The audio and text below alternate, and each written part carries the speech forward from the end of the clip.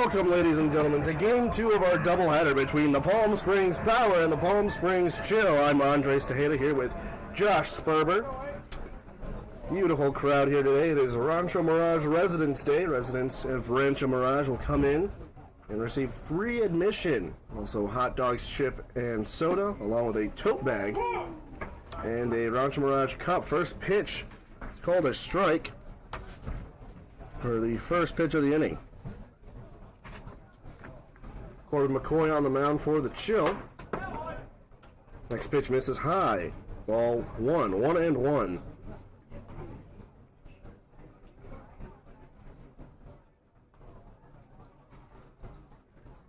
McCoy sets and fires the next pitch. Inside, low, ball 2. Give you the defensive lineup for the Chill. Pallius in left, Pollock in center, Bonsky in right. Behind the plate is Devin Fisher. On the mound, Corbin McCoy. And the infield, this one's hit into left field. Underneath it is Pallius for out number 1. And Pallius has played most of his time here in right field, but easy play out to get used to the new side of the outfield routine for the Chill. In the infield, you got Galindo at third, Jones at short, Xiaopin Ho at second, and Swang Ji Peng at first. Galindo usually starting, but now at the hot corner today. First pitch swung on into the gap, but it'll be a nice sliding catch, and Pallius so makes the first 2 out of the inning to put out Julian Hart. No adjustment needed for Pallius. Mayfield's a great out and left. A sliding catch and a routine play. Nice little web gem to start off the day here in the Palm Springs Showdown.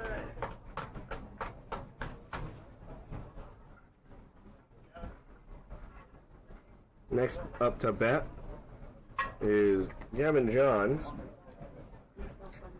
We have a Gavin Johns and a Gavin Jones at third base for each team. That should be fun. Not confusing whatsoever. No.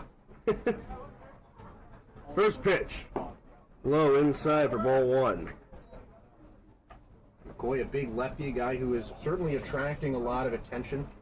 One of the longest tenured minor leaguers, or former minor leaguers, I should say. He was in the Yankees DSL for 4 years. Next pitch called a strike. 1-1. A good mix from him. Lefty, his fastball is probably the fastest here in the California Winter League. Touched 93. Good 3-pitch mix. Solid breaking balls, but he gets where he wants to go on the heater. An appeal to first, no swing. It's 2-1.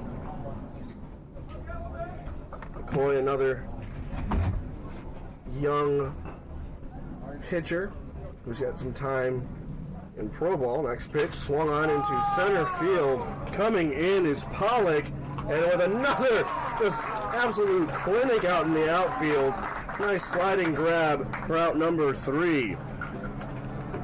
So no runs, no hits, 0 across the board. The Chill coming up next here in the Palm Springs Showdown.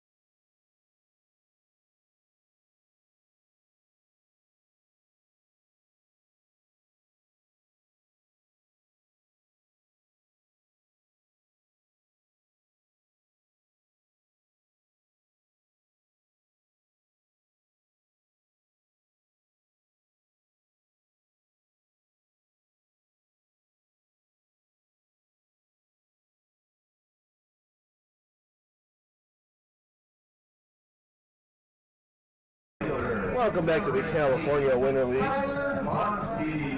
The Chill up to bat with Tyler Bonsky leading off. The defensive lineup for the Power, Josh Jubilee in left, Junior Coleman in center, Robert Brueggemeyer in right, Gavin Johns in third, Julian Hunt at short, Robbie Carling at second, Metzler at first. Behind the plate is Barnes. And new to the Power is C.J. Broussard. Broussard getting his second game of California Winter League action as that's fouled away by Bonsky. Played for the A's just a couple of days ago in his debut. Big righty, power fastball, a guy who does have minor league experience. He allowed a run in the first inning and then scoreless the rest of his three. He pitched 4 total innings and struck out 6 batters in the January 29 game against the Alberta Grizzly. He takes a 1-2 count here. The last pitch called for a strike against Bonsky.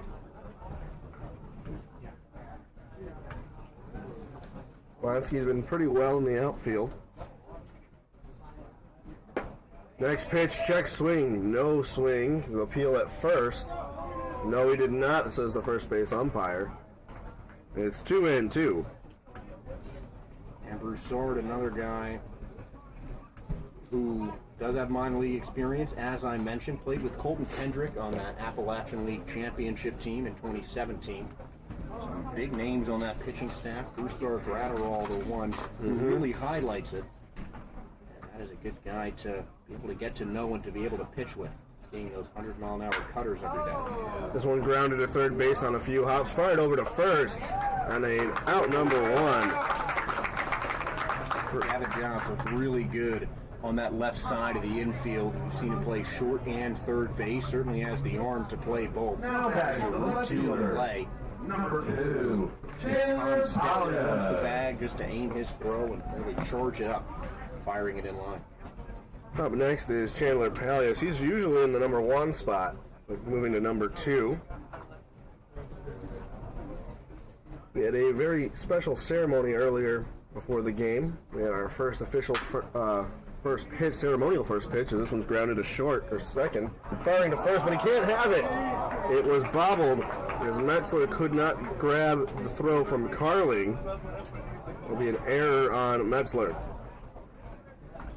Yeah, that's a tough call to make, but Carling played that pretty well, and he's got to kind of rush his throw, and Metzler certainly feeling the pressure because he knows how fast Chandler Palios is, one of the best all-around base runners here in Palm Springs.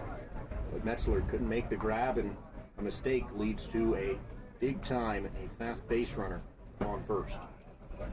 First pitch called a strike to Devin Fisher. He's 286, 4 hits, 3 singles, and a double, 3 RBIs, 6 runs, 5 walks, and 2 strikeouts. But before that last play, we're talking about the ceremonial first pitch that we've had today. It's the first time we've had it at the Cal Winter League. As the next pitch coming, low outside for ball 1. California Winter League is showing its support to girls' advancement in baseball programs by welcoming 12-year-old Ellie Seda from Escondido, California. Ellie is with the Baseball for All Girls Baseball Club, and she's been a 3-time All-Star on the Escondido American Little League team for the boys and girls. Pickoff attempt at first, he's safe. The 2-1 on the attempted pickoff. And now Ellie and her father, Eddie, will be coming into the booth up in the 3rd inning. I'll be having a chat with them, talking about the Baseball for All program and the prowess that Ellie had. And she was fielding some grounders before this game, Andres. I got to say, she could be wearing either a red or a white jersey right now. She looks smooth in the field. This one hit up to second. It'll be the third baseman to fire it over to second for 1, over to first for 2. He won't make it in time. So it'll be a 5-3 putout as the double play was in order but could not be turned. So fielder's choice, great wheels from the catcher. Devin Fisher getting himself on first base, beating out the throw, but a great job by Gavin Johns, quickly getting that leadoff runner, taking probably the biggest base running threat for the Chill off the base paths. Not sure if Hunt were to play it as opposed to Johns tossing it over to second, if it would have made any difference, but Nonetheless, runner at first and 2 outs. First pitch called a strike on the outside part of the plate to Xiaopin Ho. Back to Ellie Seda. She has recently been honored as the Neighborhood All-Star by Fox Sports in San Diego. So, a lot of promise in the young prodigy of Ellie Seda. This one's popped up in the infield to the third baseman. Making the catch with 2 hands is John. So a unique 1-2-3 inning on the pop fly to end it. That'll be no runs, no hits on the air, only 12 pitches. It's Bruckemeyer, Barnes, and Lucci up for the Power here at the California Winter League.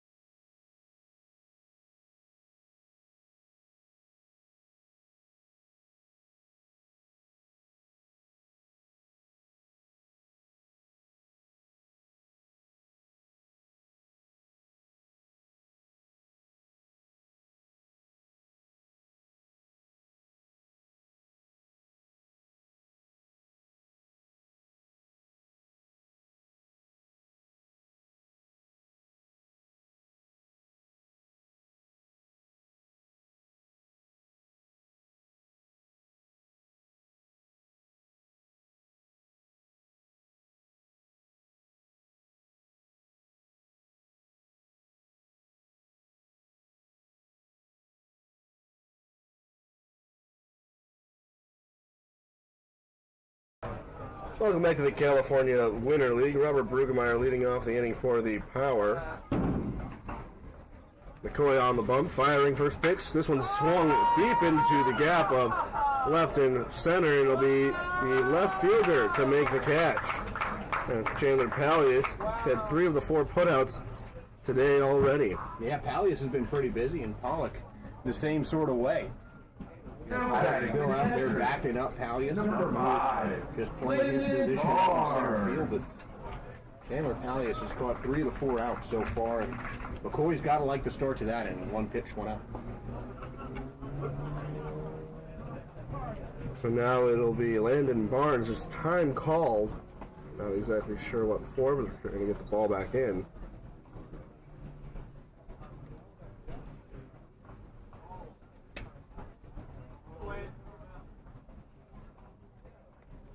Back at action here. McCoy fires to Barnes. First pitch. Called a strike on the inside part of the plate. 0-1. And Barnes, a big utility guy for the Power. Guy that Casey Dill said could play any position on the infield at a professional level. We've seen him transition to catcher quite a lot lately, but he's played a solid infield and outfield here as well. This pitch fouled off.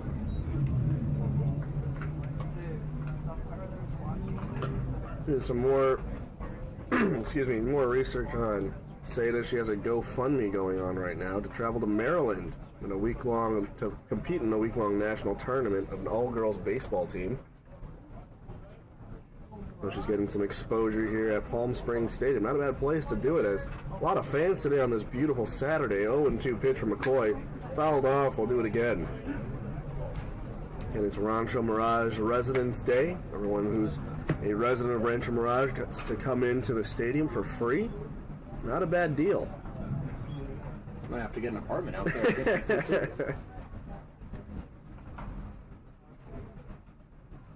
Next pitch from McCoy. 0-2. This one misses high. Ball 1.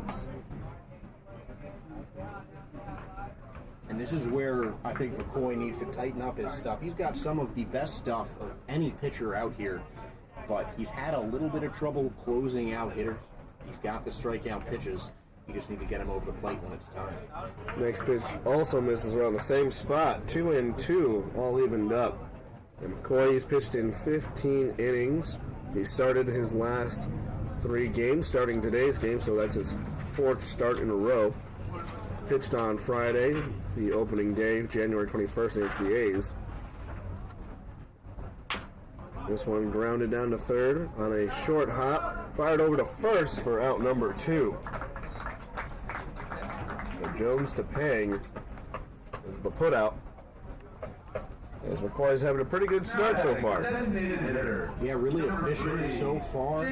Not trying for too much on the mound, not forcing those purpose pitches. His fastball has been hitting spots, and it's just really been a case of sometimes the power aren't offering, taking advantage when they're being aggressive, but keeping it smart on the mound as well. He's gone through the first 5 batters quite quickly. And McCoy, his last start, his best start, he got the win. He pitched 6 innings. At that point, it was the longest we had seen any pitcher go. Allowed only just 4 hits, 1 run that was earned. 5 strikeouts, no walks either. But that ERA is down to 5.13. He'd like to bring it down a little bit more here today. See if he goes another 6. Next pitch misses, ball 2. And the real hallmark of the California Winter League is being able to develop players and get them ready to play at the next level. And McCoy's one of those guys that shows his readiness to advance, to play at a higher level again, even get back to the minors. I still think he has that talent in him. And he's been so good at just work. He's just been such a hard worker, and you can see it on the mound. He's gotten better just about every time he's pitched. Absolutely. A little bit of a jam here. 3-0 with 2 outs to Lucci. Sure, Lucci would love to meet Ellie. It's his entire program that he has back home specializes in high school athletes, and great conversation for the both of them to have. Oh, definitely. They've got 100% success rate, as we've talked about many times, just what Jake Lucci's doing with his prospect. He's so impressive. Ellie would be a prime candidate. Oh, absolutely. Yeah, and judging by what I've seen, just some of the stuff that I've been reading about her, just she's been an all-star at every level she's played at. Mm-hmm. Not gonna end that 100% streak there. She could definitely get some college offers and maybe even make some history. First pitch called a strike, and again, only at 12 years old, she's already making headlines for herself, so positive that Lucci would love to have a chat with her. We had Lucci in the booth to join her and her father, Eddie, in the 3rd inning. He's not doing anything else. He's DHing, so it's fine.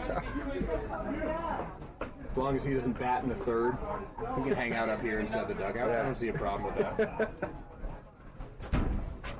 Next pitch, swung on and foul. Strike 2. McCoy really pounding the outside part of the plate, not trying to give too much inside to these guys. Didn't want them to get their hands extended. Wants to miss the bat, getting Carling there to foul off the end of that for strike 2. 0-2 pitch to Carling. In the dirt, getting away and taking off to second on the wild pitch is Lucci. The 1-2. And Lucci's such a smart base runner. Patient at the box, too, obviously working yet another walk. McCoy, really, that was the first pitch that he's made a mistake on. Other than that, he has been rock solid for the Chill. Carling, 235 coming into today's game. 4 hits, another one in the dirt. Evening up at 2 in inning number 2. 2 balls, 2 strikes, 2 outs. And a good purpose pitch there. Good purpose pitch there for McCoy, trying to get Carling to chase that one in the dirt. Just smarter at bat, as Carling didn't offer. 2-2 pitch. In the dirt, ball 3. Last 3 consecutive pitches have all hit the dirt, including a wild pitch that put Lucci at second. It's full now. And I think that might be part of the closeout issue for McCoy. If a pitch misses, he just wants to get it right the second time. You saw him miss at bat, and on the last 2-strike at bat against Landon Barnes, when he fell down 0-2 to 2-0. And he got it that time. Another pitch low, not in the dirt per se, but low enough to get Carling on the swing and a miss. No runs, no hits, no errors.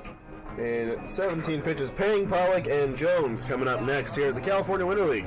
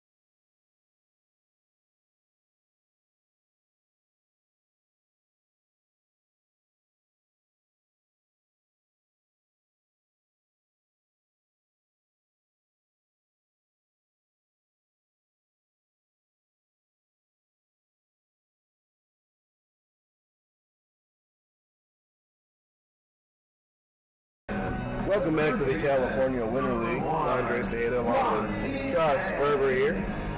Bottom of the second. Swang Ji Peng leading off for the Chill. Swang Ji batting .350. 7 hits, 5 singles, and 2 RBIs for those 7. First pitch missing for ball 1.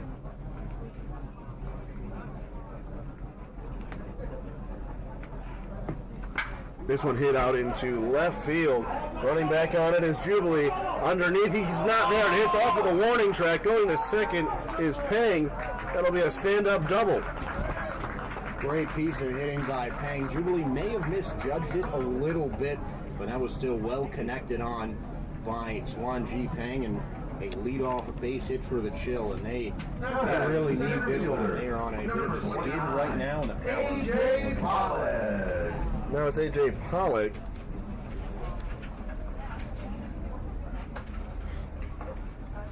A.J. Pollock, who's batted in every single game. Only been subbed out once, at least my recollection.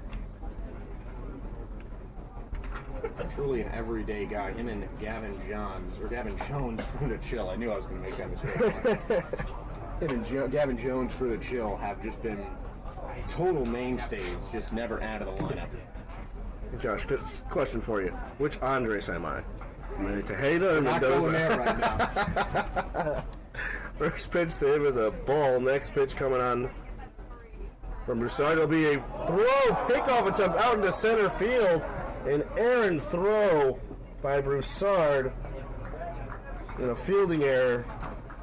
That's a tough one. And that's going to be an error on Broussard, I think. He was just so excited that he looked like he was catching Peng napping.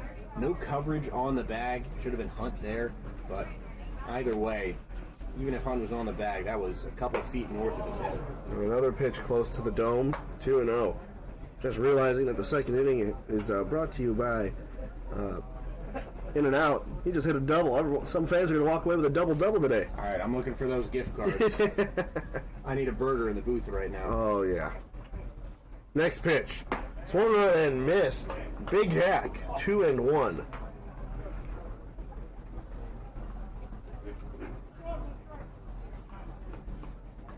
And Pollock has been great at the plate. Solid in the field as well. Had a nice sliding catch to end off the first inning. A 5-tool center fielder, highly regarded by the coaching staff here. Now it is 3-1 to A.J. Pollock. Pollock batting .217. It was 5 hits, 4 singles, 1 double. He has an RBI as this one's fouled out of play. We're going to fill it up here at 3-2 with no one out and a runner on third.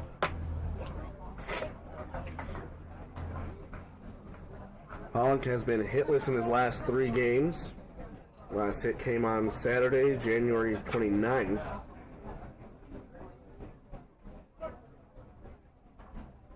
Did not play on the 2nd or 3rd of February, as this one is missing outside for ball 4. Runners on the corners and nobody out.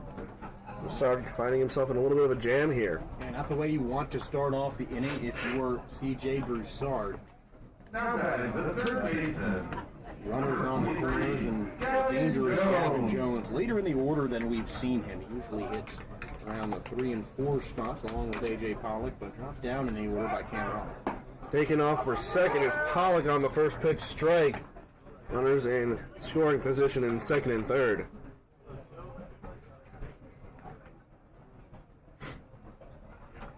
And a smart steal by Pollock. That's something we see quite a lot in this league, trying to dare the catcher to fire to second base and open up the possibility of a double steal.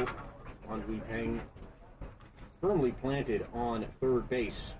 But Austin Pollock, a speedy guy, not someone who's going to give up a stolen base opportunity. That's number 5 for him on the year.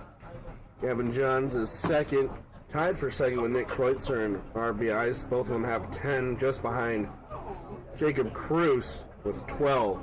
And we saw Cruz today very silent with the bat today. Next pitch misses high, 1-1. Before today, yesterday's game, he hit 2 home runs. He had that 2 home run game. I guess it has to even out somehow. You can't have power every day. No, I mean, there's no one who's perfect at the plate, and it's hard to top a 2 home run game, but I still expect to see some more bombs from the bomber Jacob Cruz. Absolutely. It's now 1-2 on the foul ball for Johns. Or Jones, apologies. Now I'm doing it. He's 3-2-23. He has 10 hits, 7 base hits, 2 doubles, and a triple. This one swung on and hit into right center field. Underneath it is a right fielder and Robert Brugemeyer, and the run will come home to score. It'll be a sac fly throw all the way to third. Gonna plunge Pollock on the toss in. But nonetheless, a 1-0 lead for the Chills. Now batting the shortstop. And that's exactly what you need if you are Gavin Jones. It's exactly what...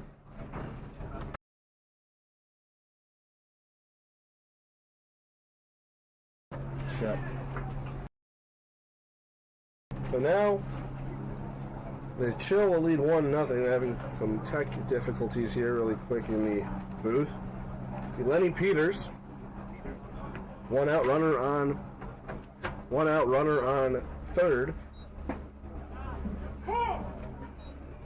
Called strike 1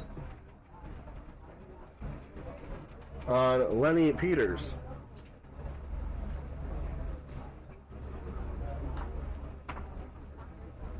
So Peters at the plate, swings and misses at strike 2. And still a runner on third. A good sac fly from Gavin Johns. Able to keep this going. 0-2 now to Lenny Peters. Outside for ball 1.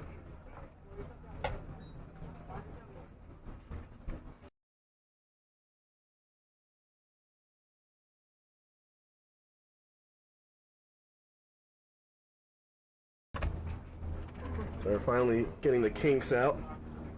1-2, 1 out. As time is called, runner at third in A.J. Pollock.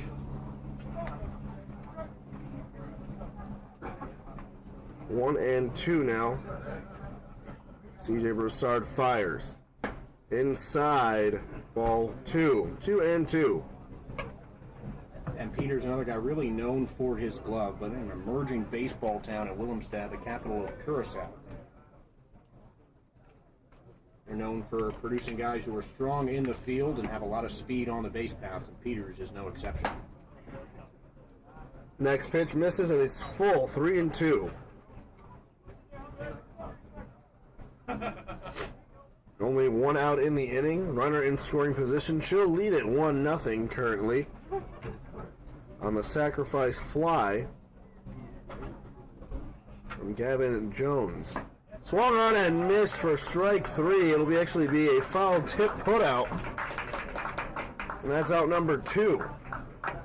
Great job by Broussard responding to that sacrifice fly. He got what he wanted, inducing the contact for the out on Jones, but Peters wanted to make sure he would put him down. Now 2 outs, still a runner on third, and Chill threatening. Jesse Galindo, the designated hitter and pitcher, not in today's game, but usually you'll find him starting games. He's only batted for himself twice, on Wednesday, January 26th, and Tuesday, February 1st, against the A's both times. And a pitcher, he is primarily a pitcher, but still has some experience at the plate, as Galindo can also play in the outfield. And he seems like a solid hitter at the plate, looking to try and drive the ball. You're not going to see the ball jumping off of his bat in a big power kind of way, but a solid contact hitter, good gap-to-gap guy, really versatile player. Just shows just the willingness of these guys to play any position in order to help their rise towards the pro level. He's 1 for 3, so he's got that 333 average as this next pitch misses outside ball 3. Just the one hit in his first game against the A's. It was a single and he scored a run. Second game he had only 1 at bat and struck out. Next pitch. Called a strike on the, basically just down the pipe. 3-1 is the count. 2 outs, runner on first. And a nice get-me-over fastball there from Broussard. Exactly what he needed. Just to try and get himself back into this at-bat. Looking to end this inning here. Next pitch. Called a strike on the swing. So 2 straight strikes. 2 straight pitches, just daring Galindo to swing at it. He's really looking for that swing to miss strike 3. 3-2 pitch on the 2 outs. Runner at third is going to be fouled off. One more time as the drama continues to build. Chill only was able to put 1 run across, and CJ Broussard a pitch away from ending the inning and stopping the bleeding. Broussard really a bend but don't break guy, allowed a run in the first inning against the Grizzly back when he pitched for the A's on the 29th. Payoff pitch, got him swinging. So 1 run on 1 hit and an error, which advanced the runner to third, is going to be it for the bottom of the second. The Chill take a 1-0 lead. Jubilee, Metzler, and Coleman coming up next at the top of the third here at the California Winter League.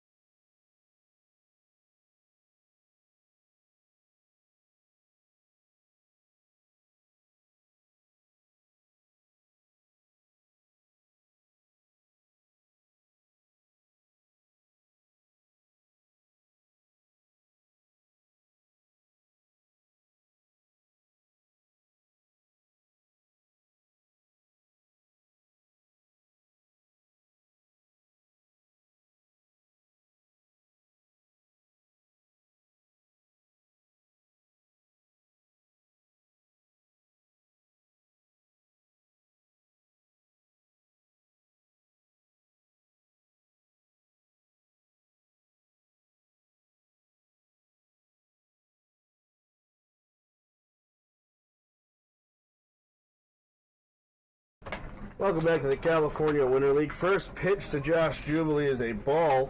As they start their inning off. This one hit into left center field. Center fielder underneath it, and Pollock coming all the way over for out number one. Center fielder does get the right of way, I guess you can say, in terms of calling out the fielder. And he called off Polius, a better route to the ball. That's something he does really well. He's really clean routes. Really go kind of around the way. Just make simple plays.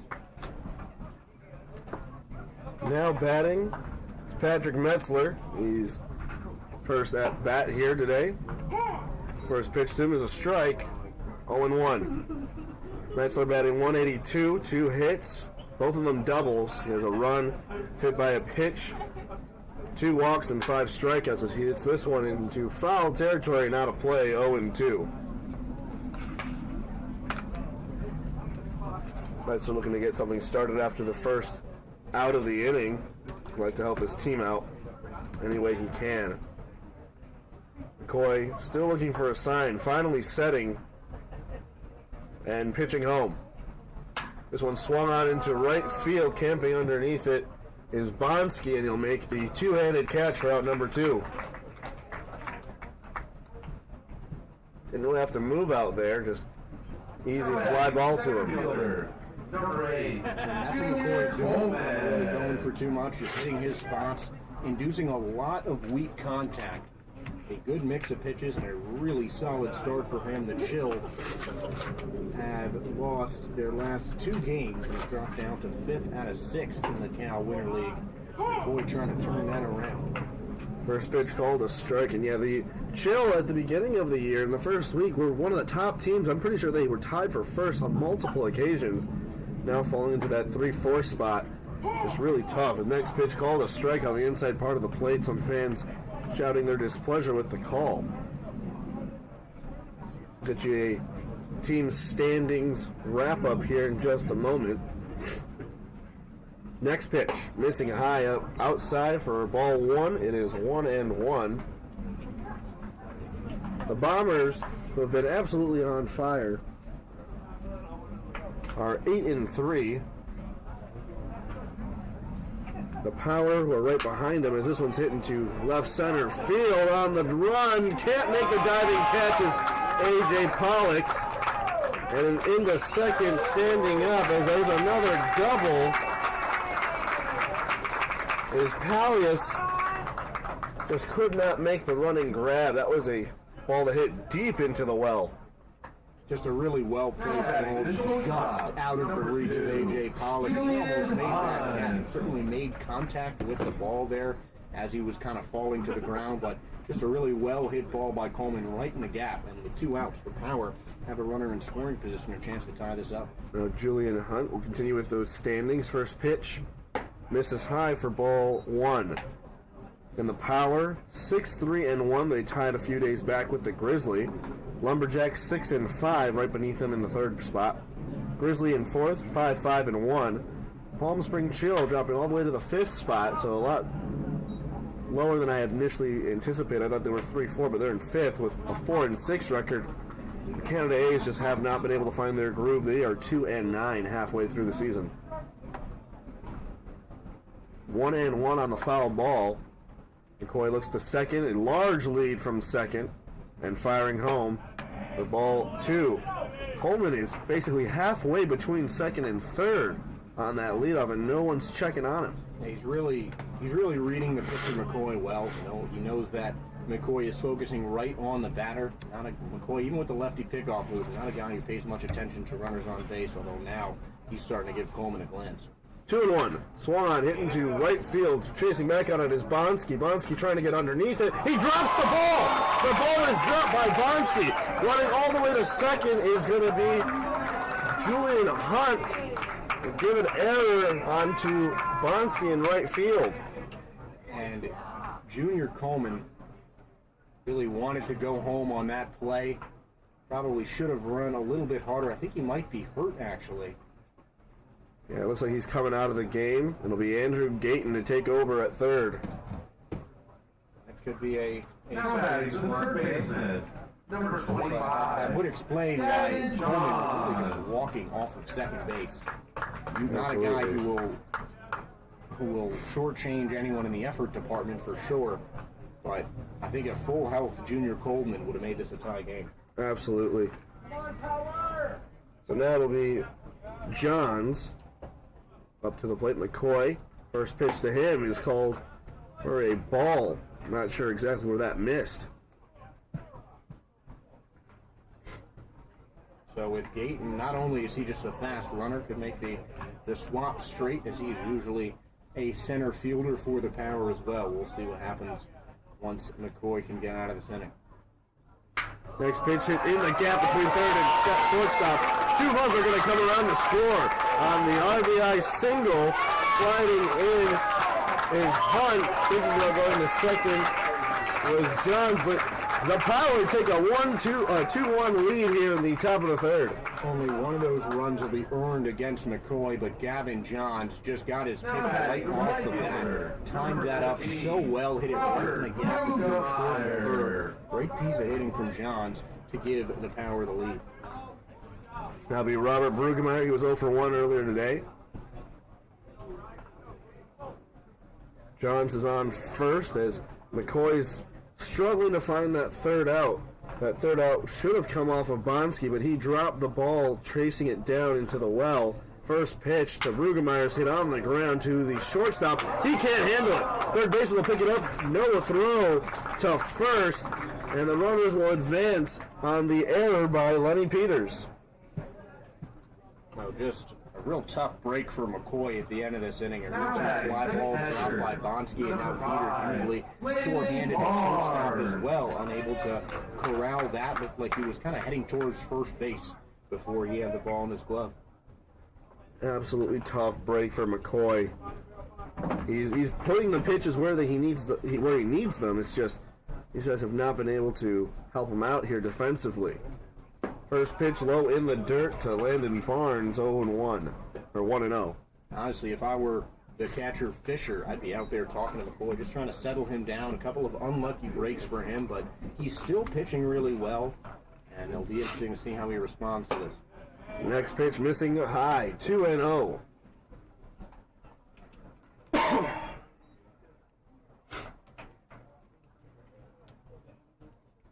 2 balls, no strikes, 2 outs. Runners on first and second, and Brueggemeyer at first and Johns at second. McCoy with the pitch. This one swung on, bat shatters just slightly, floating out into left field. 1 run's going to come around. The throw into the cutoff man, and it'll be an RBI single. Gavin Johns running on contact, going all the way around the bases from second right to home on the base hit by Barnes. Great base running by him, and Landon Barnes just muscled that into the outfield after the bat broke a little bit. Now Fisher taking some of your advice, Josh, going to McCoy, just calming him down, talking to him, explaining, we should be out of this inning, but you're doing a good job. You're putting the balls in play in the strike zone. You got to be able to trust your defense, and unfortunately the defense has not been helpful to McCoy. The Power will take a 3-1 lead here in the top of the third. 2 outs and runners on first and second. It'll be Lucci, who had the sac fly RBI his last time up. McCoy's first pitch to Lucci. Swung on, coming up right near us. Josh, are you ready? I was waiting for it. I was a bit too all right. I think Mitch Glessner, who's in the PA booth right now, might have had to make a diving play on it. Will be a loud foul ball for strike 1. 0-1 to Lucci. Next pitch. Called a strike on the outside part of the plate. McCoy 1 pitch away from getting out of the inning here. But Lucci is a tough batter to face. He's one of the older guys here, and definitely made a name for himself. The man knows baseball. That's not out of the question. 0-2 pitch. Low, missing, ball 1, 1-2.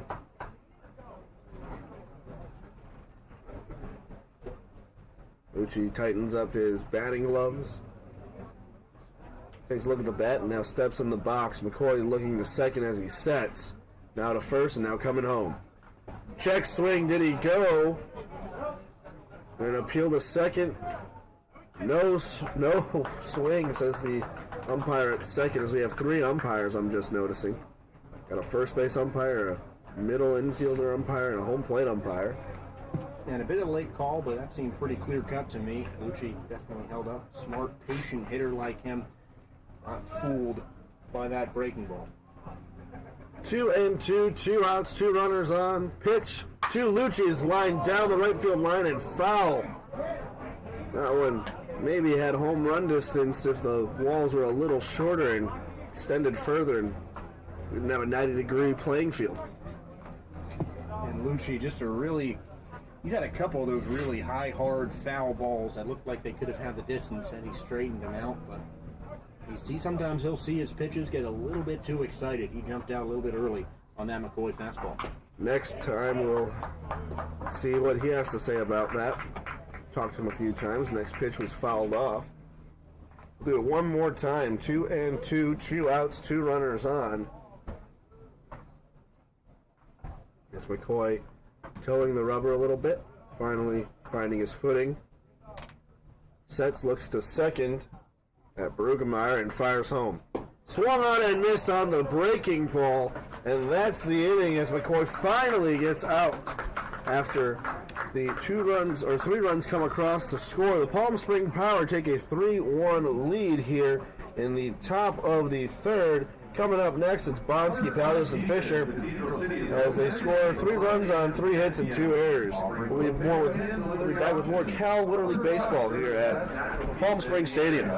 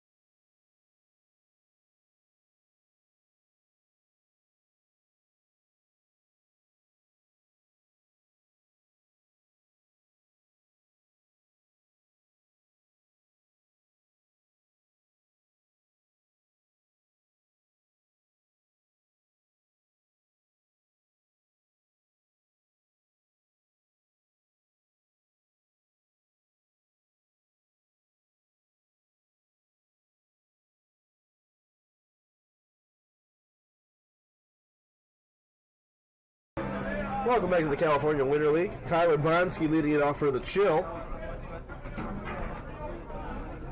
Tyler Bonsky grounding out to third base his last time up. CJ Broussard still on the bump. First pitch swinging into center field. Underneath it is Coleman. And he makes the catch. 1 pitch, 1 out. That's the best way to do it. Good start to the inning for Broussard. Got a little bit of trouble in the last inning, but nice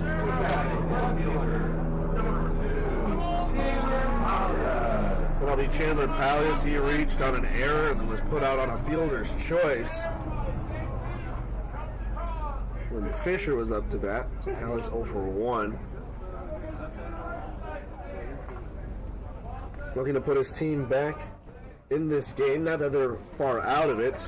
3-1 the Power. First pitch, missing outside, ball 1.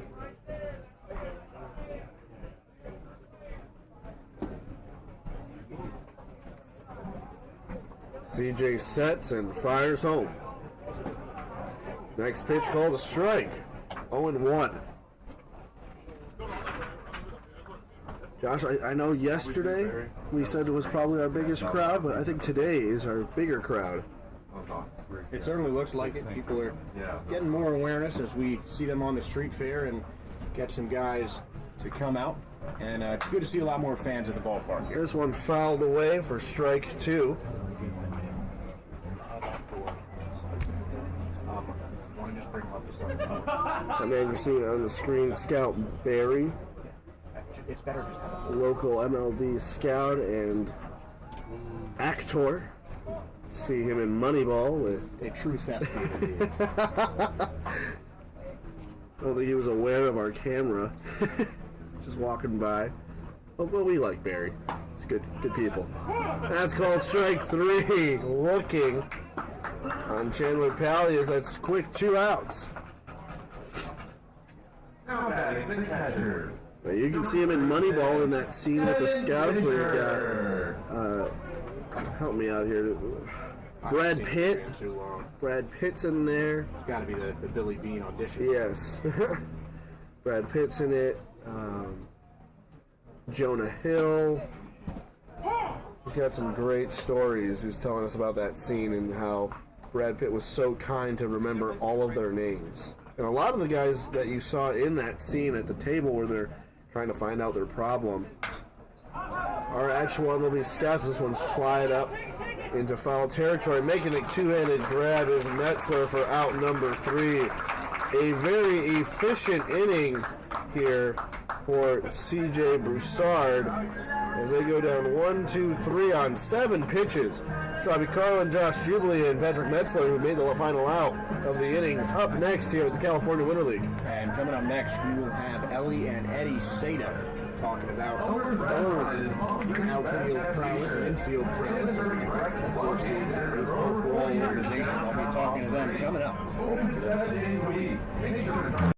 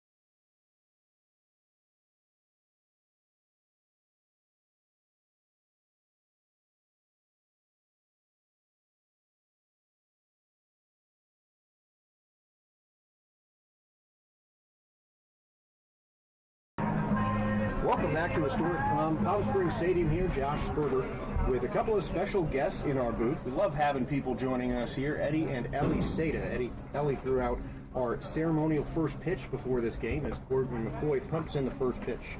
That's going to miss on Robbie Carlin for ball 1. Thank you guys for coming out. We appreciate having you in the booth. Yeah, thank you very much. Thank you. So we have a baseball and softball prodigy on our hands, and Ellie, I'm told you prefer baseball because you're definitely a competition junkie. Yeah. What got you started on baseball at such a young age? So when I was like, 3 years old, I went to my grandma and grandpa's house, and they had this like small tee, and my mom and dad wanted me to just like try to hit the ball, and I had a good swing, and so they waited till I was like 5, and then my dad asked me, do you want to play baseball or softball? And I was like, I want to play baseball because I didn't really know what softball was because I'd always been to the baseball games because he was just always there to watch. And then we started practicing, and so I got on a team, and I was okay at it. And then over the years, I just got better.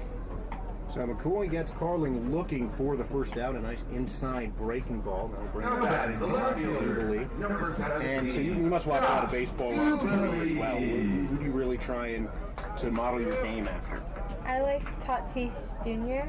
I don't watch a lot of baseball, but I like to play it.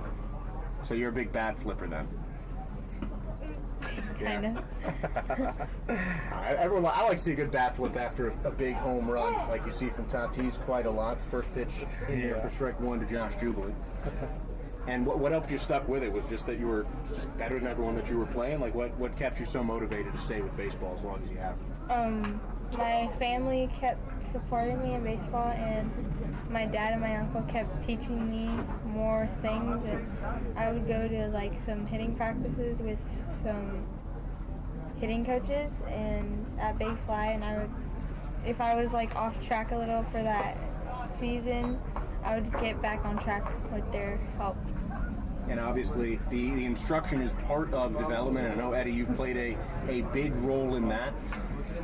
Yeah, I played a big role, in Ellie's life. Also, I love, teaching and developing kids in our Little League, Escondido American Little League, and yeah, she's great, and I support her 100% because this is her passion. So anything my kids are into, I try to give 100%. And I played Little League, I played high school, and then I had to get a job, so I couldn't pursue what I really want to do. And I never thought that she would want to pursue this, so it was a pleasant surprise, and I'm all for it. And we work hard. I tell her, you got to work harder than everybody else, because everybody's going to be, oh, you're a girl, you're going to be easy. And, it's paid off, so it's been a blessing, and got a lot of support, and we really appreciate it.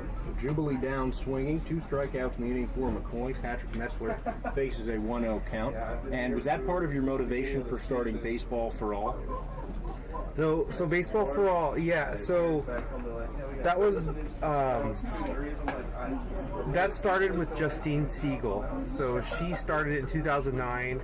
A very advocate for girls playing baseball. She was the first MLB pitching coach for, I believe, the Cleveland Indians. That is hit out into the gap in left center field. That's going to take a bounce on the warning track for extra bases. Patrick Metzler is going to stand up in a second base with no one covering. That's going to fall way past the cutoff man. Metzler will remain on second with a big 2-out double. Yeah. So she started this program, and she wants to give opportunities for girls to play baseball. And so we've got, I don't know, maybe 20 or 30 teams around the country of girls, from 8U to all the way to 19 years old, that she organizes yearly tournaments. And it's all girls teams. She's starting to go into the college level and getting college coaches to allow girls to try out, or maybe even start a girls college baseball team. And so far the response is great. Ellie is currently on the California Waves for Baseball for All team in San Diego. We were the Mustangs before. We rebranded recently, and we came last year in Aberdeen for National USA Tournament.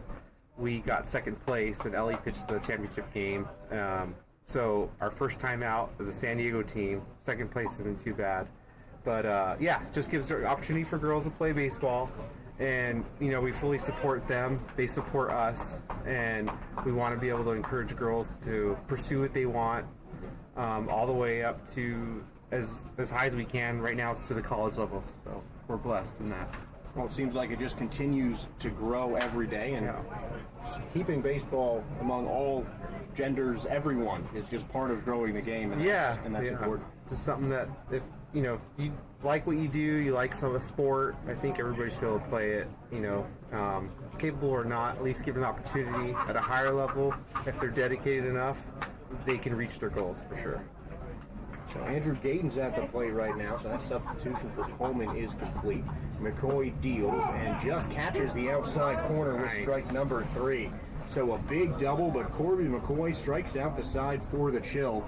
Andrew, Eddie, and Ellie will be staying with us for the bottom half of this fourth inning. We're halfway home here in Palm Springs. 3-1 your score. Kevin Stern, Town Real Estate is a boutique.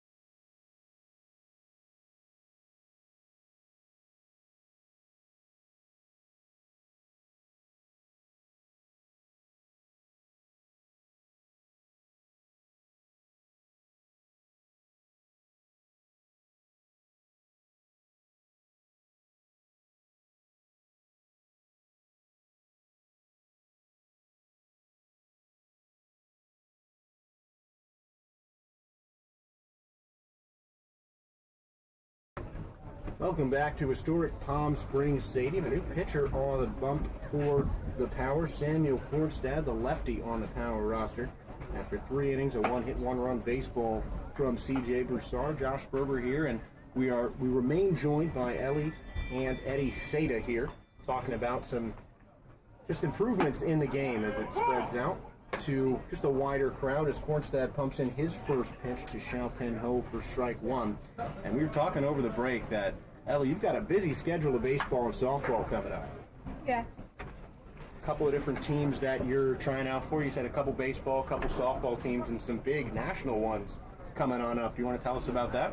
Okay, so I'm going to be trying out for the national baseball team, USA Baseball. And then I'm also going to be trying out the USA softball team. And it's basically where there's a whole bunch of teams compete against each other through the United States. And yeah. That's awesome. I mean, this young in age, I know there's not a lot of people at those national levels. Are most of the girls and the guys around your age or a bit older? And Xiao Pen Ho down on strike, so the first batter that Kornstad faces goes down looking, and that'll bring up the first baseman, Swandri Peng. And this is your first year trying out. Yeah. What made you want to go at a higher level than the ones you're playing at now? Okay, so I saw my dad on YouTube, and I was like, what are you doing? And he was like, I found these like this thing where it's like USA baseball and USA softball, and so he just showed me a couple videos and I liked it, so he was like, you want to do that? And I was like, I'll try. And he was like, you gotta give it your best because there's gonna be a lot of good players that are gonna be trying out, and it's national, so you gotta be really good to do it. Oh yeah, some of the best players in the country there. And as Peng fouls an off count, remains 0-2 on him. So yeah, I just wanted to give her the opportunities as much as I could. While she's young, and even if we don't get on the team, but just the experience is awesome and just opportunity. So that's really all that matters. Next pitch from Kornstad misses outside, count 1-2. And you got to elevate your game by elevating the competition around you. And I know you've talked about how competitive a person you are. How does that drive you in those tryouts?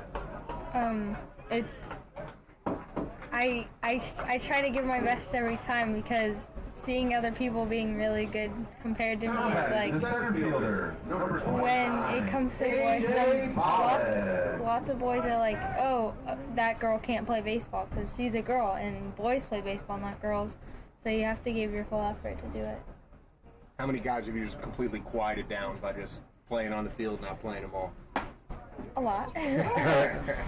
For sure. Yeah, I've gotten like 2 shutouts for pitching, and it's funny to see the boys be like, is she like way older? Why is she like striking us all out? This is not fun. Maybe not for them, but you Yeah. seem to enjoy it. Yeah. Now, do you prefer pitching? Because I know you're fielding some ground balls at short for that first pitch. I like doing both. I like to pitch because it's funny to see the boys' reactions when they get out, but with fielding, there's some like really good players in my league, and they're really fast. And one time I was like playing short or third, and they hit the ball right to me, like a nice hard line drive grounder, and I like scooped it up and threw it, and he was like about a step away from the base, and I still got him out, and he just went in the dugout, took off his stuff, put it down, he got back up with his glove, put his hat on, and banged his glove against the fence, and crossed his legs, crossed his arms, leaned against the fence, and just walked. Well, you heard it right here. Ellie Seda making guys quit baseball with their skills. I'm sure her pitching innings looked a lot like that Cornstad. 1, 2, 3, striking out the side. We'll be back with more California baseball after this.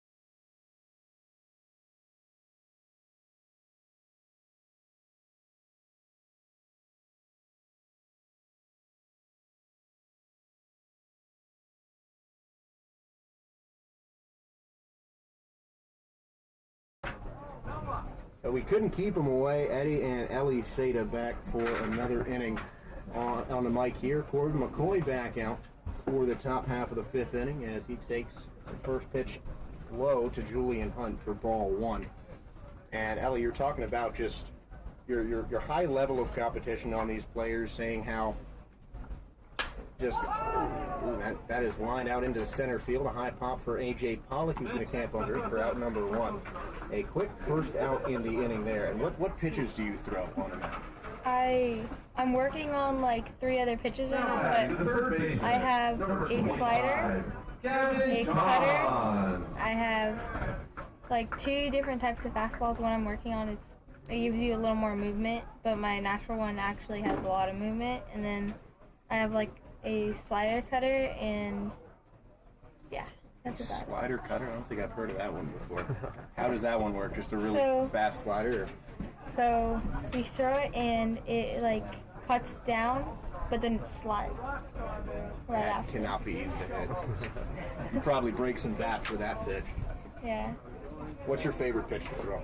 A slider. I'm really good at it. It's some of the coaches that when they're new to seeing me pitch against the boys, they after the game they're like, really good pitching, because they see my slider and it's just like a perfect slide in the perfect zone, and I've struck in a lot of people out because of it. And a good slider might be the hardest pitch to hit in the game. Seen a couple good sliders here at the Cal Winter League as Johns lines that into left field for a base hit.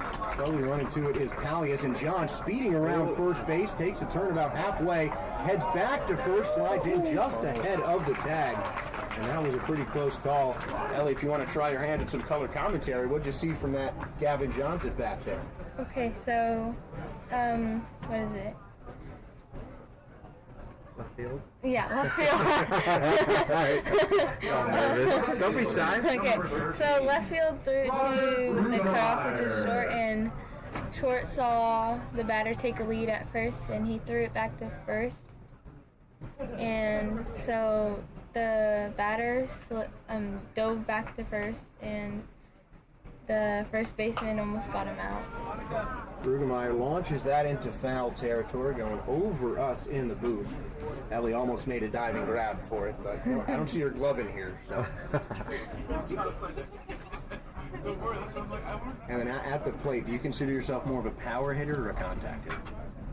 I could be both. Like, sometimes I do a one hopper to the fence, line drive, and sometimes it's just like a base hit where it's like right down the middle, or like the short third bobbles it. And like they're hard hits, but some of them aren't like nice line drives to out.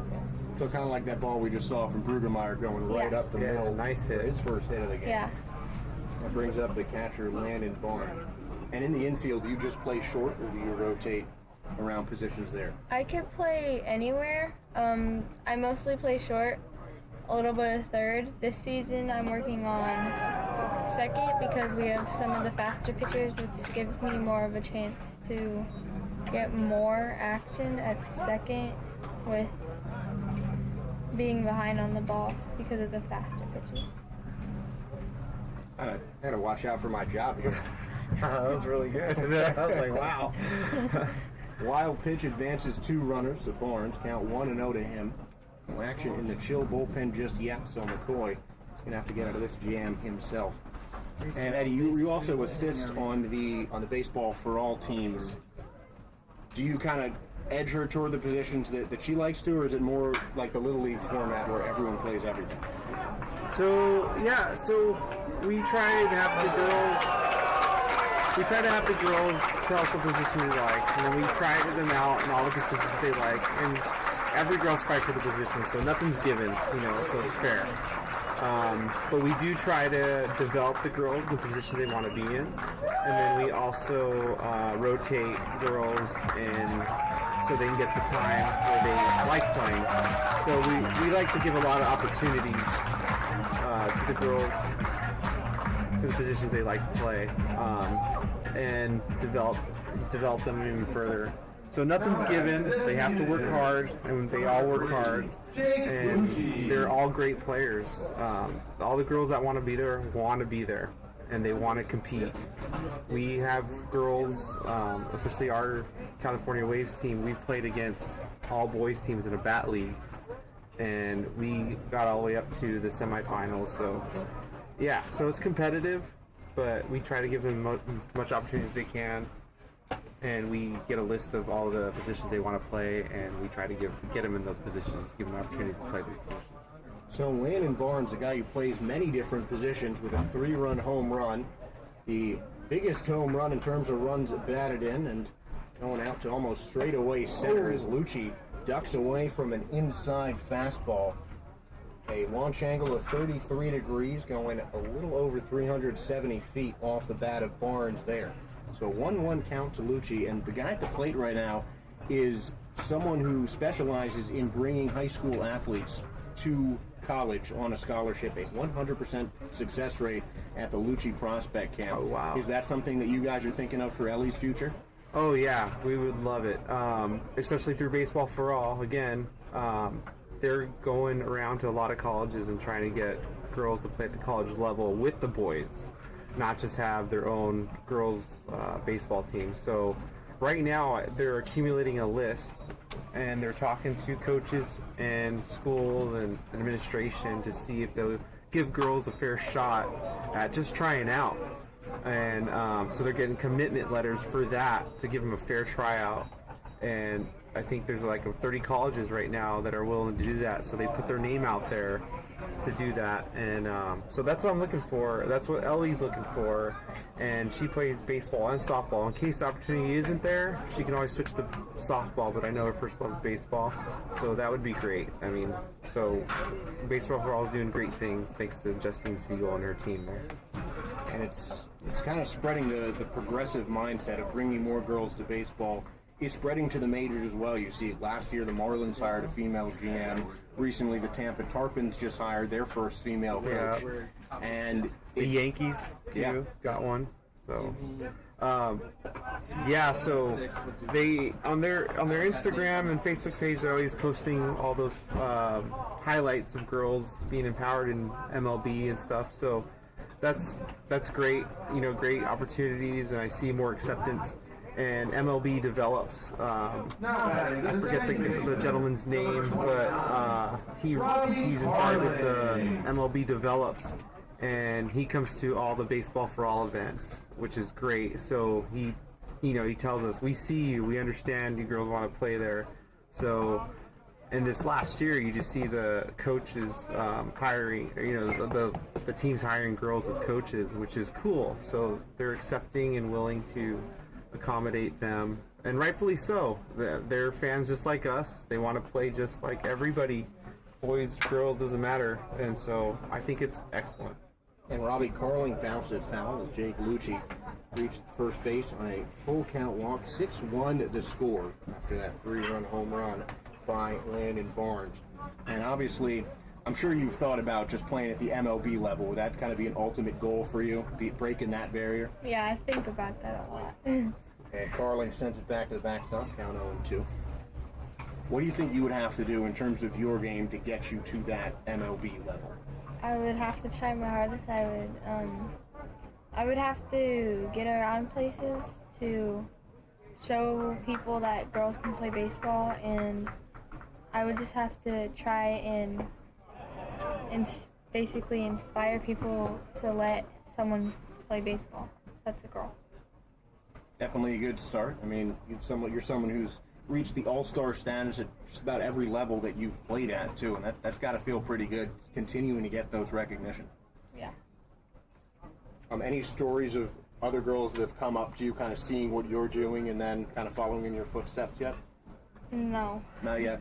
It'll happen. There's a couple girls in our league that talk to me, and they have their girls playing in the little league, and they're like, oh man, my little girl looks up to Ellie, and this little girl, Ellie doesn't really know about it, so I don't try to get in her head about that, but it doesn't get in her head to begin with, but I just, we're focused on what she wants to do, and I say that's awesome, great, and I encourage them to continue to do it. So I hear it on the side. She doesn't hear it as much. Every now and then she'll hear something, but she doesn't like to gloat or be like, oh yeah, look at me, I inspire that. She's to herself. She just does her thing, which is great. So she's very grounded at it. Fifth inning's going to roll over here, and any final words before you guys sign off? Any message you want to say to other girls in baseball? Just keep going. Don't give up, because maybe one day that girls could play baseball too, and I could see it possibly happening in the future, because other colleges and high schools are trying to hire and get more girls to be on the boys' baseball team. And we're definitely looking for it. Yeah, and no, thank you for having us. I appreciate the opportunity. Again, just representing girls in baseball, and we're proud of this league, what they're doing here at the CWL. Got a lot of good talent. They're signing a lot of prospects, which is great. So very supportive of the league. Come watch them. They're great players. Just trying to, do what they love, just like we are. And thank you for Baseball for All, and Big Fly, and Eskimo American League for supporting us. And thank you guys. I appreciate us having up here and for an interview. It's great. Thank you. And a big thank you to you guys for coming in the booth as well. We might see Ellie right here in the California Winter League in a couple of years. That would be great. Back with the bottom half of the fifth inning. Thank you guys.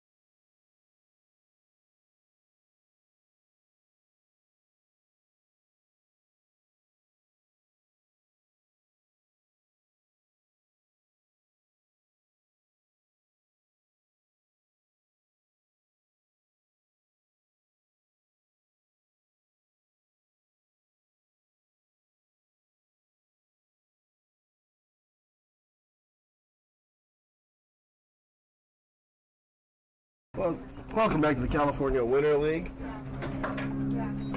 Thank you to Ellie Seda and her father for coming in. Just a little behind in the current play. It's 1-1 to Lenny Peters. Samuel Kornstead coming in for the power to pitch. And this first pitch of the game, or of the inning, was an error.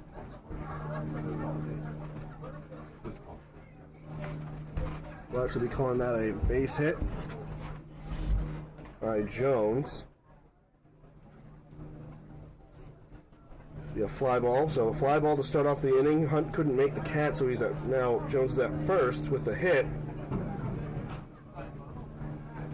Now 2-1 to Lenny Peters as that one gets away for ball 3, and Jones will advance to second on the wild pitch. And another thank you to Ellie Seda and her family coming up. Josh, Joel, you were talking to Ellie and her father. I got to meet her younger brother, who's also a huge baseball fan, and mom as well. Great people out from San Diego. That's called strike 2 on Lenny Peters. Yeah, really, just you gotta love her attitude, her mentality. Just really, really humble, really grounded. Something that her dad mentioned a lot, and you love to see that, especially if someone who is just really blazing a new trail, doing things that we haven't seen all that much of just yet, and hopefully lighting the way for more Ellie Sedas to come around in the future. Absolutely, her story, or at least her goal, reminds me of the Little League World Series where we had, I forgot what her name was, but she pitched. She was the first girl to pitch, Monet Davis, exactly, to pitch in the Little League World Series. Well, where in Little League, there's no rule that says only boys can play baseball. It just never be. Absolutely. And funny enough, in college, there's no men's or women's baseball. It's just baseball. And you have softball that's just softball that's been catered towards women. As this one's lined out to right field, the throw into third, not in time. They'll hold the runner at first on the line out there from Galindo. On the first pitch, Jones advances on the throw as he tagged up from second. Runners on the corner, 1 out.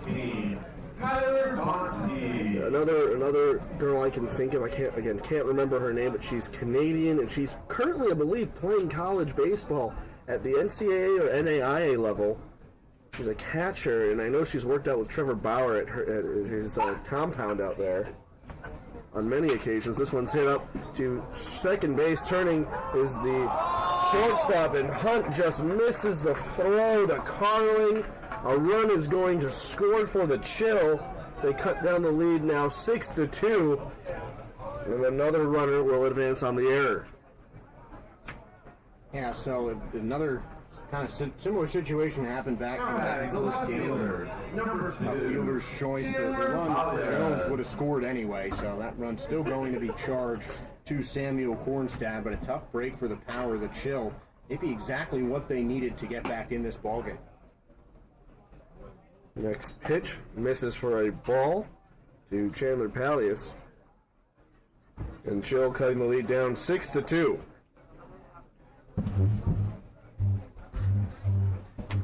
Next pitch, inside, ball 2. Samuel Kornstead coming into this game. 6.41 ERA. He's pitched in 12 innings. He started only one game. The last game he started February 2nd. His pitch in for a strike, 2-1.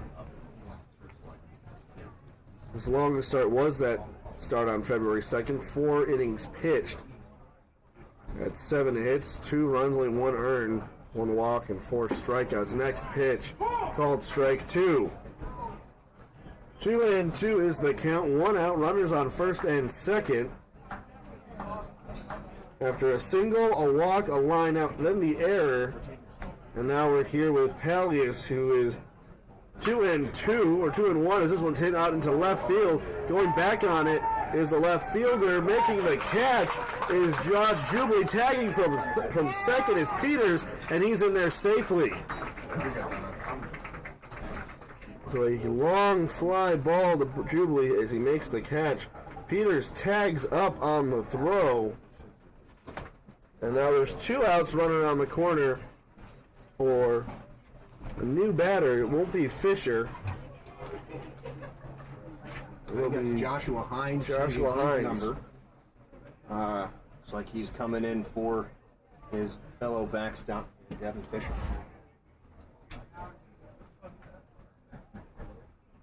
They're going to try and see if he tagged up on time, and the infield umpire is going to say safe as they check at second on the appeal. Josh Hines. So Josh Hines stepping in for his first at-bat of the day. First pitch to him, called a strike.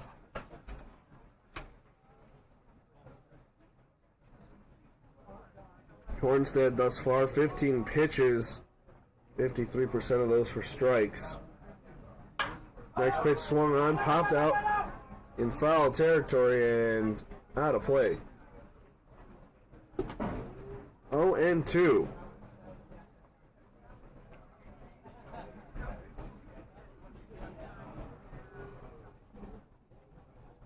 Josh Hines coming into the game, a pinch hitter, or he might actually be taking over for Devin Fisher behind the plate as he does catch, batting 143. This one's hit out into right field, going out of play again. They'll do it one more time, 0-2. And Hines batting 143. He's got 2 hits, 1 single, a double. His last hit was back on February 1st against the A's. 3 runs, 3 reached on an error. 1 fielder's choice, walked three times and struck out 3 times. Next pitch, inside, strike 3 called to end the inning. So 1 run on 1 hit and 1 error as the Chill come back with just 1 run. Still a 4-run gap here in the top of the 6th inning.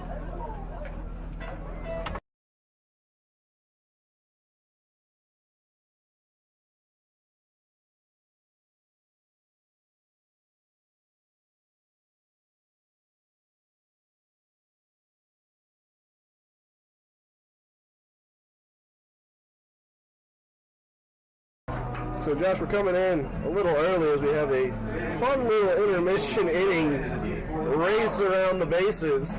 It's brought to you by State Farm and Cindy Piper at her office on 201 East Raymond Road. Check her out there on statefarm.com. It looks like it's going to be Vince Garcia for one team. And it's going to be Ronnie Keaton for the second as they're off. Going down the first and third base lines in opposite directions. Vince Garcia losing control of his driver. A inside turn for both as they are now on their way. Looks like Robbie Keaton is going to take second base first. Vince Garcia takes a little shortcut at second. Now going to first base and third base respectively. The corners are now coming in. The Power will take away the win as they cross home plate. So the Power, with Ronnie Keaton pushing and being the engine, will win the race from State Farm's sponsored Race Around the Bases by Piper State Farm office, again, 201 East Raymond Road, or you can find out more at statefarm.com. We'll be back after this half inning of more baseball coming at the Cal Winter League.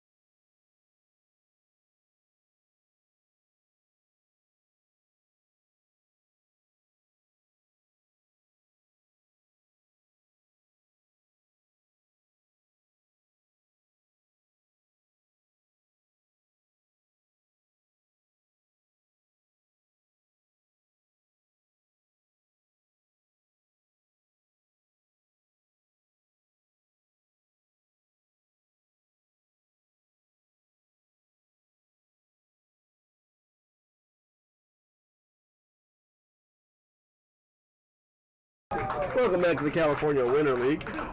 Josh Jubilee leading off for the Power.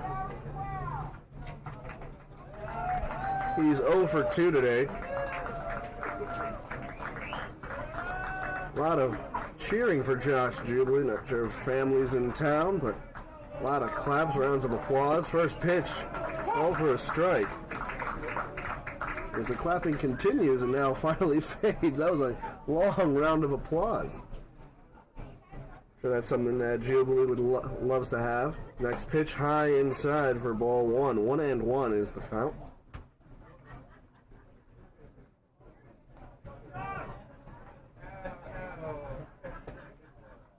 And he is 0 for 2. The next pitch misses in the dirt. 2-1. Jubilee flew out to center field and then struck out on 4 pitches. Next pitch to Jubilee. Swung on and missed on the breaking ball. The new pitcher Lenny Peters is in. Kazuya Ohira at shortstop. Apologies on the mispronunciation. And Joshua Hines behind the plate. 2-2 pitch. This one hit high in the air but foul out of play.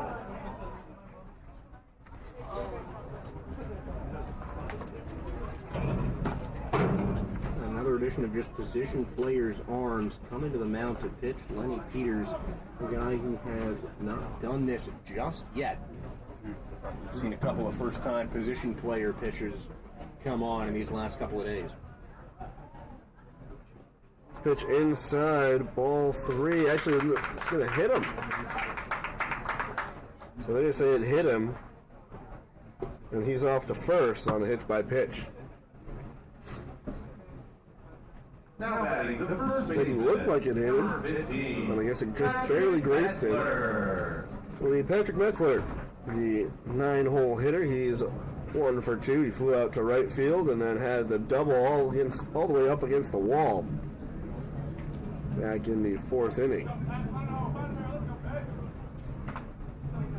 So 1 on, no out. First pitch, swung on, hitting to center field on a line. Chasing after it is A.J. Pollock, and he makes the one-handed grab as he had to battle the sun for out number 1. And Pollock making that look routine. Got a good read on the ball off the fielder. Jump. Number 1, Andrew Gayton. So that'll be Andrew Gayton, who came in the 4th inning, now playing center field. He struck out his first time up back in the 4th, 0 for 1. Jubilee at first with a good lead, now taking it off. Low is the call. Actually, it'll be called a strike. Did he get him? No. Just barely. As Hines had a great bang-bang throw there. Yeah, Jubilee's got great speed over at first base. I think a lower throw might have been able to get him. Might have been able to get him. A really nice throw by Josh Hines, but just a little bit too late. Yeah, that pitch seemed a little low, but it was called a strike. Next pitch swinging. Foul ball. It'll be strike 2 as a couple power guys out there doing their best impression of a just jumping seal. They were trying to reach that bouncing ball that one's over their head. Never seen anyone with such extension. This one missed for ball 1. I know, Josh, that the visual was odd, but that's the first thing that came to my mind. Just saw them hands up trying to grab the ball. Other thought was a dolphin hitting a beach ball. 1-2 is the count. Swung on and missed for strike 3. Andrew Gayton goes down on strikes again. Now batting the shortstop. And 2 strikeouts swinging for Andrew Gayton. Came in for Coleman after the injury in the 3rd inning. Gayton we've seen better from at the plate, but Lenny Peters had his number there. First pitch swinging into right field, and that's going to fall. The throw home as Jubilee coming home. He's safe! He is safe at the plate. Now running to second is Hunt, and he is going to be called out at the second base. My goodness. All around great defense, so the run will score as Jubilee comes all the way around, as Bonsky couldn't make the throw in time, but Hunt from his seat throwing out Hunt at second. What a insane play there. We'll be back with more Cal Winter League baseball coming up next.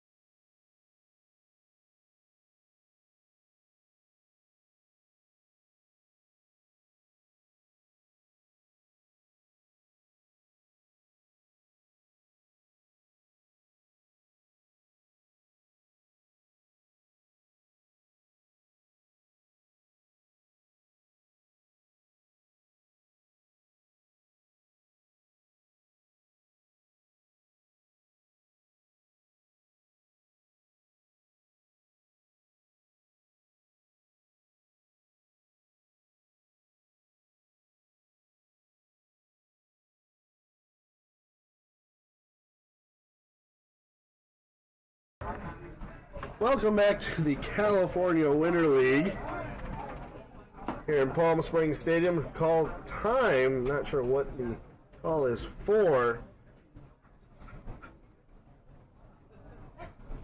but it's now going to be Xiaopin Ho at the plate. First pitch to him misses for ball one. Sam Kornstedt still out on the mound, going back to work. And I think Xiaopin Ho called time because you see how quickly Kornstedt is working on the rubber as he sends the ball upstairs fastball. I think Xiaopin Ho just need a little bit more time to reset himself in the box and get ready for the pitch. I can barely look down and up from my stat sheets. Oh, you can't. Before the pitch is coming as he misses on the swing. 2-1, and as I'm saying that, he's back to work. Called strike 2. 2-2. And I'm just going to let this play out and see what happens here. It's a trademark, especially the power pitchers just working insanely quickly. We saw with Bryce Foster starting the other day in Kornstedt. This is the fastest I've seen him work on the mound. Absolutely. I'm thinking of Kazemka, who was pitching fairly fast. This one's fouled off. It's now full 3-2.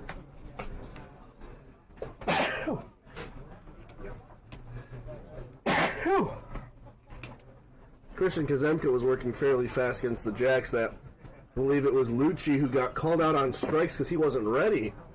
As this misses for ball 4, and Xiaopin Ho will move over to first base. Now batting the first baseman, number 1, Swan Ji Pang. So that'll be Swang Ji Pang. He's 1 for 2. Power lead at 8-2. Big lot of that runs coming off of the home run from Brugemeyer. Or apologies, not Brugemeyer. That was off of Landon Barnes. And it's a deep center field. We've actually seen 3 home runs hit center field. First pitch.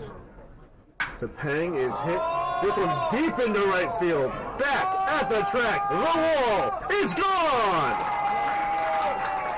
A massive moonshot from Swang Ji Pang. And the Chill cut the lead in half. It is 8-4. And that was one of those, as soon as it left the bat, you knew it wasn't coming back. An absolute tank hit by Swanji Peng, and that is huge for the Chill. I felt that one like right in my chest when it hit off the bat. My goodness. It's now A.J. Pollock as he has a big bat to follow here.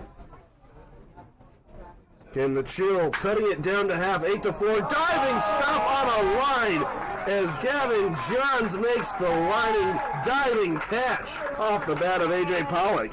So after the huge, massive moonshot, we get more defensive beauty here. Now batting the third baseman, number 23. Getting some flight track or flight scope stats here. That ball traveled 380 feet. This one's grounded up the middle. Second baseman can't handle it. Hits off of his wrist. And it will be an infield single. So a hard ground ball hit to Carlin. Carlin couldn't handle it. And the inning continues. Now batting the shortstop, number 3. And that's just a tough play. Peter. Hit on the infield grass, just right in no man's land. A difficult charge and a hard play to make. So we're going to give Gavin Jones his second consecutive base hit. Pickoff move to first, not in time. Jones is safe at first.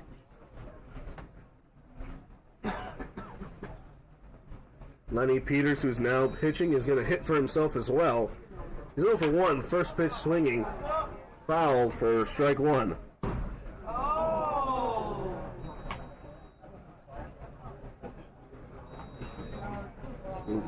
Just an absolute shot there. That home run had me in awe. Oh, that echoed. that just echoed off of the bat of Swanji Peng. Absolutely. And I think that ball's still flying, honestly. Next pitch swung on and missed for strike two. Bottom of the sixth. Power leading 8-4. 0-2 count, one out. Runner on first. Next pitch. Just missing outside. As Barnes does his best catch there, trying to frame it. I was watching. You see so many interesting things on TikTok, and you learn so much. This one's hit to second base. Carlin trying to turn the double play. 4, 6. No, they won't make the toss as that one's going to go gone. It'll be touched by a power hitter, so it'll advance the runner from first to second. So an error on Hunt, and the runner will advance to second as the ball goes out of play.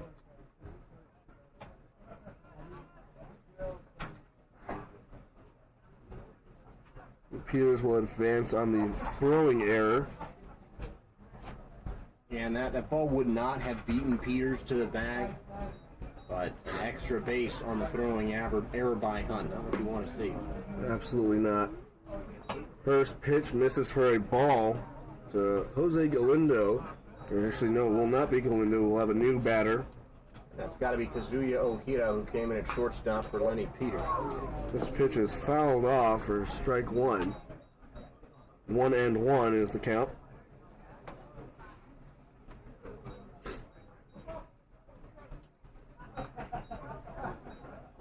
Runner at second and Lenny Peters. 2 outs, 1-1. This one's fouled off and hit right over our heads. It's probably the closest foul ball we've ever had that one hits over the netting and is by us.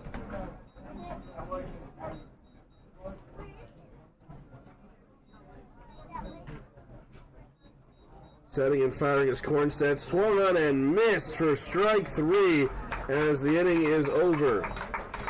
So, 2 runs on 2 hits, one of those hits being the long home run from Swanji Peng, the first baseman, and 1 error. Brueggemeyer, Barnes, and Lucci up next for the Power. Power leading 8-4 in the top of the 7th.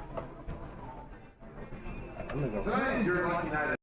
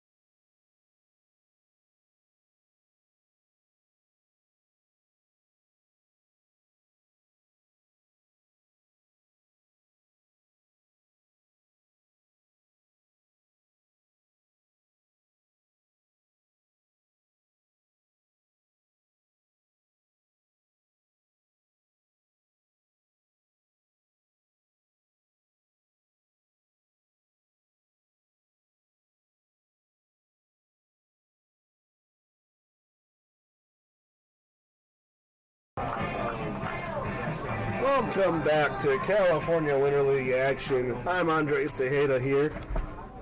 With the top of the 7th action coming your way, the Power leading at 8-4. She'll have one last chance to tie or come back. First pitch from the new pitcher in entry, and Tyler Bonsky comes from right to pitch. Phil Pearson will take his spot out there. First pitch swinging, foul ball for strike one.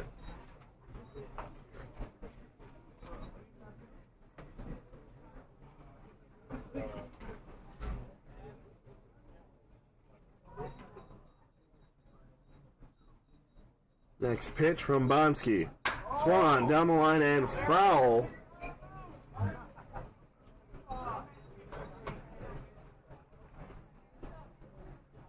For strike two.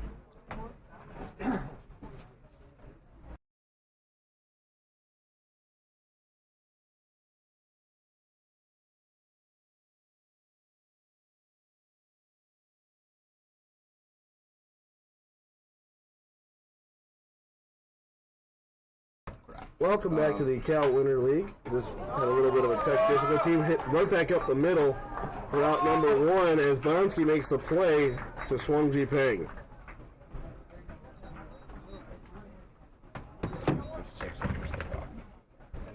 And so we're going to try and get the score updated here for you. The 7-4. Score is officially 7-4, not 8-4. We'll have to get more of those stats to you. Swung on and missed. Called for a strike.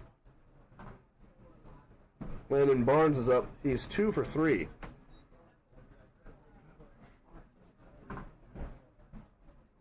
Next pitch. Swung on and missed for strike two.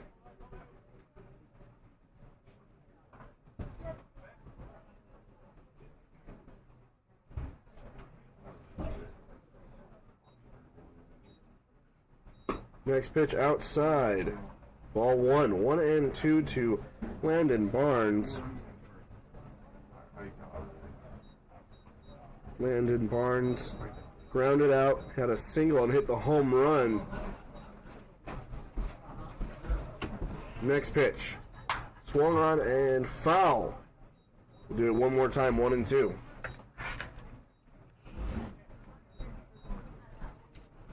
And the score is 7-4. The Power lead it. Here on the top of the 7th. The pitch swung on down the line and fouled one more time. They'll do it again. 1 ball, 2 strikes, 1 out.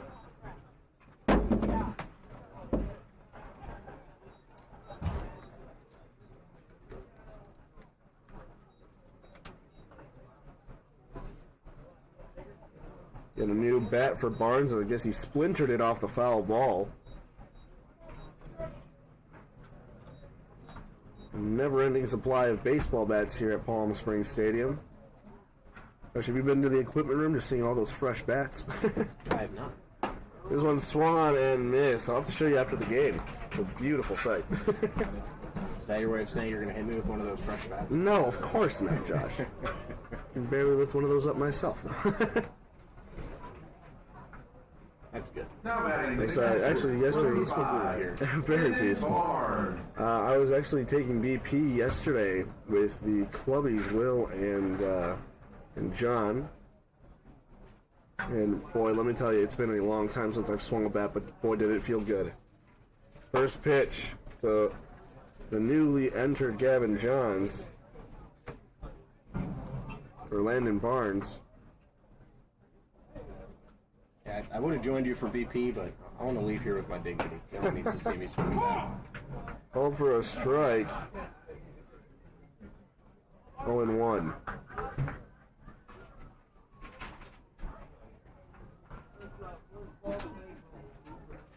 Next pitch. Missing high. Ball 1.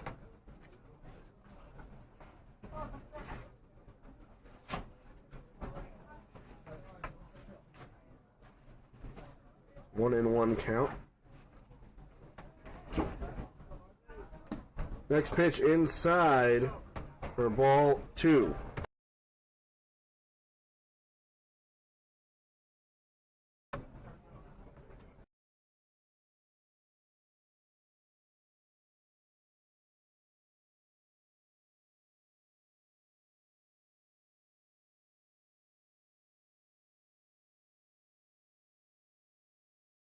So then there's 2 outs. 2 outs, called for a strike. 2-2.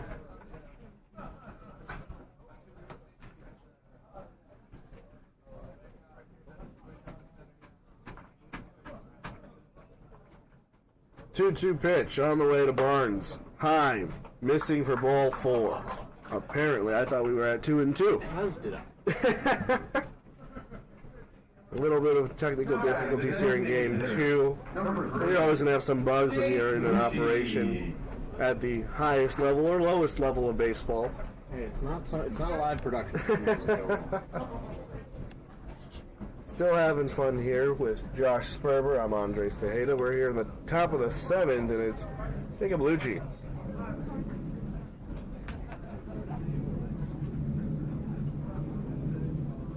First pitch to Lucci. Missing outside for ball 1. Lucci 2 walks already today. Guy who is just really good at getting on base for the Power as they're trying to extend their lead up 7-4 here in the top half of the 7th. Next pitch here. Outside ball 2. Apologies, called a strike. 1-1. A very wide strike zone by the umpires here. That did not look like it was over the plate, but no argument from Lucci and a 1-1 count. The habit I've seen from the home plate umpire is that he likes to stand up and make the call, so I have to wait on him. I can't just assume here as he lets this one go outside for ball 2.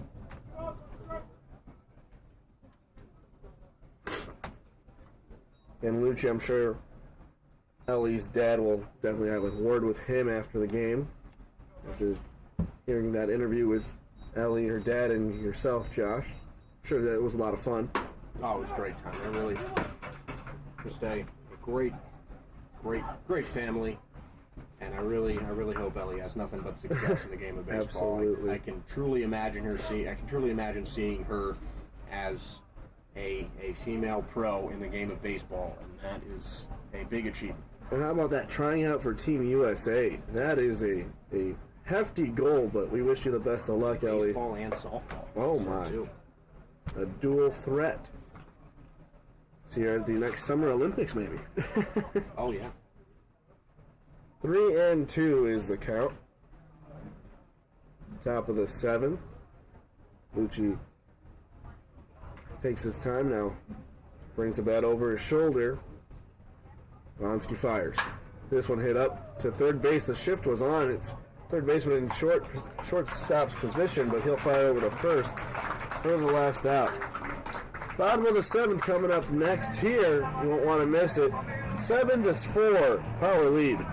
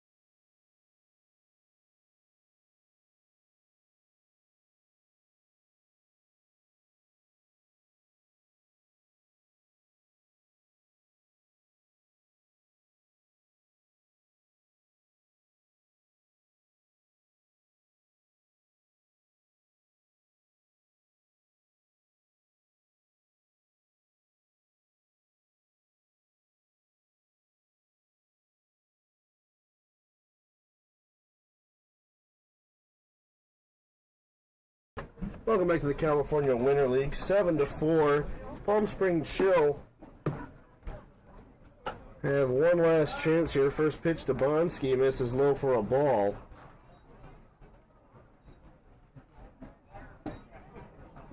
This one swung on, lined and fair down the third base line in the left field. Well, going to second is Bonsky as he stands up with a stand-up double. Not bad for a pitcher, even though he's also an outfielder. All jokes aside, great piece of hitting by Bonsky. You love to see those balls go right down the line, and Bonsky just really poised at the plate, and now the speedy right fielder slash pitcher now is on second base to try and start off a potential comeback as the Chill are 3 runs down. So now it'll be Palias. First pitch to him, swinging. Down the line, foul is the call.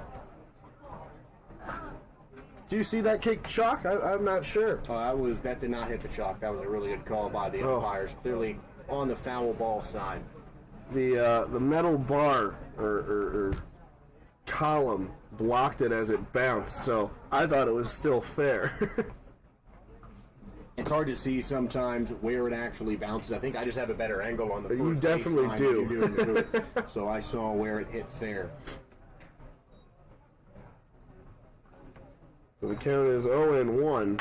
This one hit right back to Metzler. He'll take it himself for out number 1. The runner will advance from second is Bonsky. 1 out runner at third. And all outs are at a premium here for the Chill, down by 3 in their final inning. But still moving the runner along is Palias. Can't be too upset about that at bat. But you know they've got a little bit more still. Number 25, 90 feet away from home plate. Joshua Hines. He struck out looking his first time. He's 0 for 1. First pitch to him is called a strike.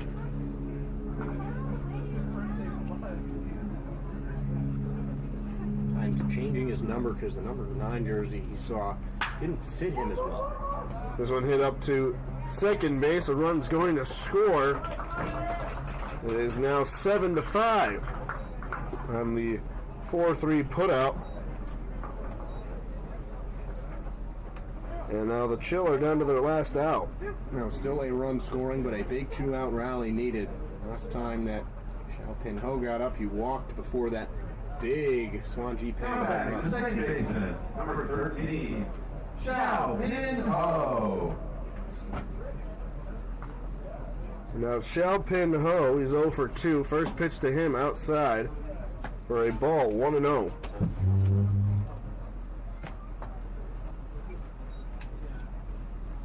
Next pitch.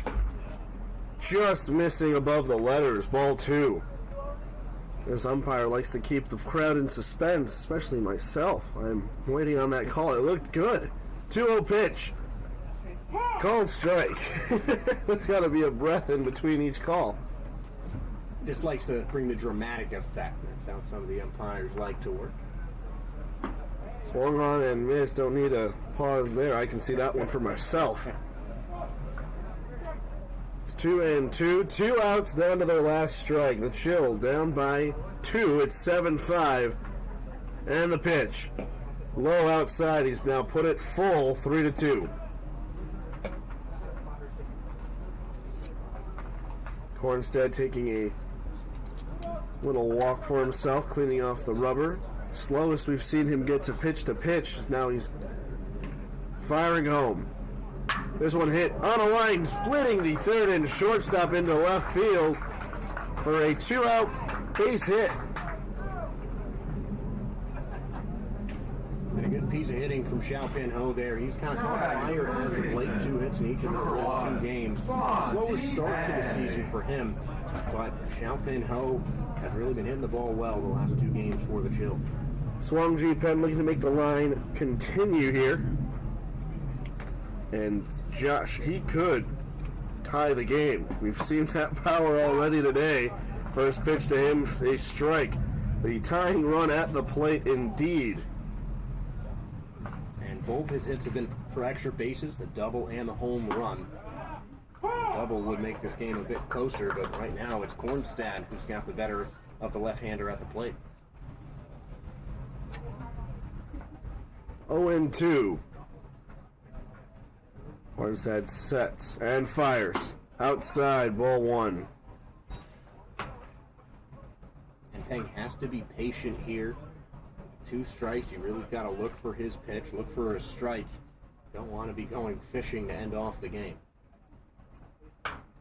Fouled it off. We'll do it one more time. There's more life for the Chill. 1 ball, 2 strikes, 2 outs.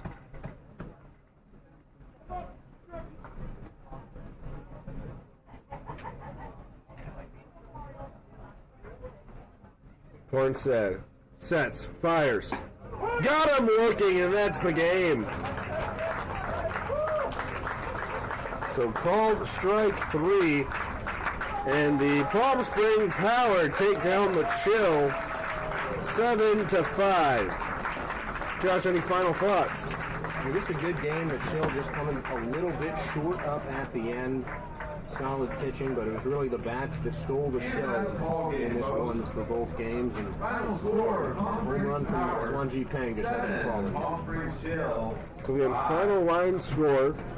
The Palm Spring Power victorious in this game. 7 runs on 8 hits, 4 errors. The Chill 5 runs on 6 hits and 2 errors. Tomorrow's ball game for Family's Fun Day on Sunday. It's Family Day. Admission's only $2 thanks to Jack in the Box. We'll have the Canada A's taking on the Palm Spring Power and the Oregon Lumberjacks with the British Columbia Bombers. For Josh Sperber, I'm Andres Tejeda, our public address announcer, Mitch Glessner. Wishing you all a good afternoon here from beautiful Palm Springs Stadium. More California Winter League action coming tomorrow at 10 a.m. and 12:30. Have a great afternoon.